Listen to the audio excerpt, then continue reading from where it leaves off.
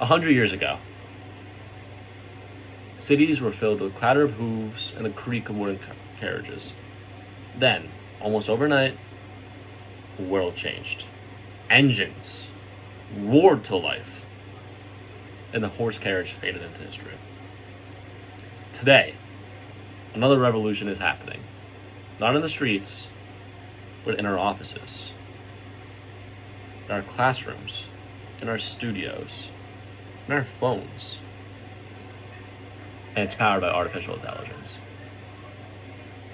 Welcome to Past Meets Profit, the show where we look at the transformational events in history through the lens of business, exploring stories to be told and lessons to be learned.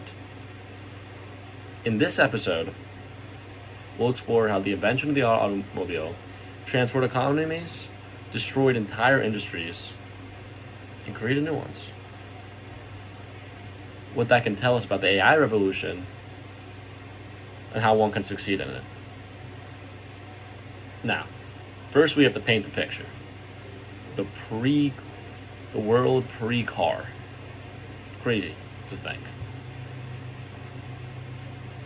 But let's look into the year 1900. There were over 100,000 carriage companies. Imagine that. Over 100,000 in the US alone. And this, of course, included the carriage companies themselves, the farriers, the blacksmith, the entire horse carriage industry, if you will. All of that just meshed. The streets in the cities of New York, Chicago, Atlanta were filled by horses, not cars. And what came with the horses is the, manure, horse maintenance. You have to take care of that horse, and costs. The cost of buying the horse, again, caring for the horse. You gotta feed it, you gotta wash it, and when it gets old, much more to the extent of cars today, that you lose a lot of value. Then, in 1886, Carl Benz patents the first automobile, and by the early 1900s, Ford's Model T makes cars affordable to the masses. Now this is the moment, this Model T, where the car industry grows exponentially, rapidly, beyond one's comprehension. What Ford did with the Model T, through the assembly line process, making it very accessible to the average Joe, transformed transportation across the world. Now, immediately, there's a huge impact on horse carriage industries. The horse carriage makers went bankrupt. Why? Because there was a much better alternative in a car. The car you didn't have to pay for, or my apologies, you still gotta pay for it. When you bought that car, you didn't have to feed it, you didn't have to pick up its manure, and it's going to last you a while, way longer than that horse would. Now, with the fall of the horse carriage, however, horse feed suppliers, saddle makers, blacksmiths, again, all these other industries that fed into the large horse carriage one, all faded drastically. Again, because the need for them was severe, demand was as low as it got. If I were to show you a graph, you have horse carriage up here, cars down here, and this includes everything going into that horse carriage. There's an immediate and sharp just bang. Everyone wanted these, and this was just now trailing behind. However, with the loss of these industries, again, came everything that feeds now into the automobile industry. Gas stations, need paved roads, motels emerge. The car does allow you to travel a lot longer. Now people will have to stay on these longer road trips, motels. Cars need gas stations. Now these roads meant to handle the lighter load of the horses, just to get repaved.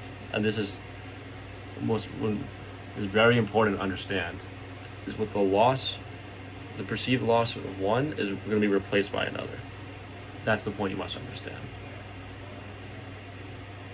Now we might be losing horse carriage manufacturing, but we're gaining car manufacturing. You might be losing horse maintenance, but now you need auto repair shops. You need oil shop, like instead of now you have dealerships and everything that goes into the automobile industry. Now, this whole situation might sound a little familiar. Today, people have the fears, just as those in those horse carriage industry, those blacksmiths, those who supply the feed for the horses, carriage manufacturers themselves, have the same fears. The AI will replace workers, artists, coders, just like in 1908. You don't really remember what disappeared, but rather what comes next. Now, there was a lot of people that were a lot of losers that must be understood. That there was a lot of losers, and especially in the horse carriage industry. They're losing. And that just, again, there's no more demand, no profit out of it. And there was a lot of companies went under. However, not all of them did, and I'll tell you why right now. I'm going to introduce you to Studebaker's Brothers Manufacturing Company. Originally manufactured horse-drawn wagons. However, instead of resisting change, instead of pushing against the inevitable, they embraced it. They transitioned into automobile production by 1902. Again, that's very early that they had jumped onto this train, before the Model T even came out. And what this did, they took their expertise in the horse carriage business and the brand and the trust that they have as a company that's been around for a while, and they used that to catapult themselves into automobile industry. And what did this result in? They lasted. Not only did they last, they succeeded. They became a respected automaker into the 1930s and even the post-war era up into the 1960s. Way past that initial transformation. Now, what's important is that the business and people in that business saw what was happening around them. And instead of resisting it or fighting against it, they took advantage of it. Studebaker didn't see themselves as a wagon company, but a mobility company. Now, in today's interpretation, the way we see this is a company today shouldn't see themselves as a marketing firm or a writer's studio, or an artist shouldn't see him or herself simply as a painter or something, rather as an artist as a whole.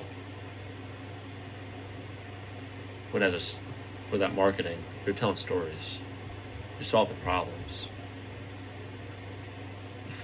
You must find what your purpose is, and you adapt the tools. That business, that marketing business, they tell stories. That's their purpose. They tell stories to help their customer. Now, with the emergence of AI, they have two choices. One can either deny what is happening with AI and not use it to their advantage, and they'll fade. You're already seeing that happen today. Or you embrace AI and you help it in fulfilling your purpose as a company, fulfilling your service as a company. And that's telling stories to help your fellow customers. Now, let's draw some clear comparisons to make this even simpler. Both technologies, very modern in that time, very new technologies, very technologies that people didn't really fully understand. What do these technologies do? What they both do, they triggered fear of job loss, as we looked at. They required infrastructure. Again, when you look at it through the cars, you need roads, and you need look at it AI. You need data centers. You need somewhere to store all the processing power of AI. And now, what we really have to look at is how it both led to entirely new industries. Again, mechanics, motels, gas stations for cars. Now today, with AI, prompt engineers, prompt drivers, AI trainers, what all this means is all different jobs all different industries coming out of AI.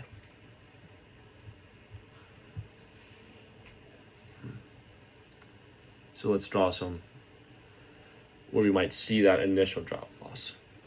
We need a comparison. The carriage driver who lost his job, probably pretty similar to a data entry worker, replaced both by automation. Blacksmiths, pretty similar to those AI tool developers. Fuel companies, this is important because this is the new industry right here. Fuel companies that needed to hit the gas for the cars is very similar to the cloud computing providers. The new oil now isn't black and grimy, it's data. Now, what you have to know is that adaptability above tradition and continuous learning is better than one-time expertise. What this means, you never stop learning. You don't take a glance at it. You don't understand one thing very well and stop. You keep going with it. Keep moving with it. Keep evolving with it. And I will say, adapt but keep tradition. Just like the Studebaker brothers did. There must be that balance. They were able to use their tradition as expert craftsmen and use their tradition as a trusted brand to help propel themselves. Business today must do the same thing. Again, they must keep their purpose and they must keep who they are and simply change the tools that they use to fulfill their purpose. Now, a lot of yap for me, I won't lie. I got a question for you though. For all you guys, and I want to see answers in the comments. If you were alive in 1900, you built a better carriage or learned how to build an engine. Basically, will you improve on the old set of tools that you have? Or would you fully accept these new tools? Interesting. It's interesting. Me personally, honestly, my first inclination is build a better carriage. Because honestly, if you put me back then, initially, that's probably what I would have done, you know. And because it's natural, it is hard to fight. It's natural to not abandon what works, you know. If it's not broken, don't fix it. What's not fixing it, it's moving past it. Now, that's what we have to see. Now, just to give a little recap. Horses to horsepower, tools to AI. Progress doesn't wait. No matter what you think is going to happen, AI is going to keep advancing. We see it every single day, it feels like. You know, every single day we see there's a new GPT, a new version of GPT. Now, there was Sora AI, which can provide uncanny, realistic videos. So we understand, progress doesn't wait. Those who understand history don't just survive change, they profit from it. Wanna know why? Here's why. Here's what, if you guys don't leave with anything else, leave with this. When you see change as your first job, look for change, see it. Don't run away from it. Don't be scared of it. Use it to your advantage. Now, thank you for listening to Past Meets Profit. Hope you enjoyed today's episode. Share it with a friend. Subscribe for more stories where history meets business strategy. Not just for business as a whole, but for you. Now, a little something else for next time. So next time, this is going to be very unique. We're looking into the Black Death and its impact on European markets. Have a blessed day, everyone. Please hit that like button, subscribe again if you liked it, comment, all of the above. Have a good one. Bye-bye.